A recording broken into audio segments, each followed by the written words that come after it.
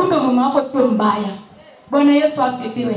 Wachawi ndio wabaya, wasiotaka maendeleo yako, wasiotaka ucheki na mwenzako, wasiotaka ufurahi. Wanasema alivaa shela na tumuone kama atabeba mtoto. Amebeba mtoto na tumuone huyo mtoto kama ataendelea. Basi wanakuja kumfunga huyo mtoto hata asiwe na maendeleo shuleni. Haleluya. Lakini jinsi ambavyo utafunguliwa wiki hii, jinsi ambavyo umefunguliwa, umetembea wiki hii, ninakuambia ni lazima mkono wa Bwana uende ukaonekane juu yako. Bwana Yesu asifiwe. Haleluya, watu wa Mungu.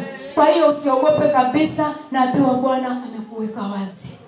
Amesema ya kwamba utabarikiwa, utafanikiwa, utapokea vingi. Utajua jinsi ya kukaa ndani ya nyumba yako ili ndoa yako iwe nzuri.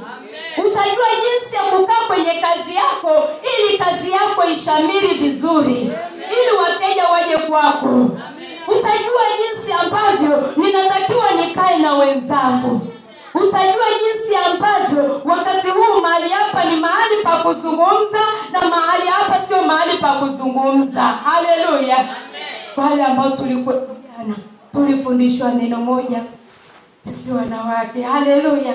Wanawake, Mungu awabariki. Bwana Yesu asifiwe sana. Wanawake sisi ni vyombo vya thamani sana.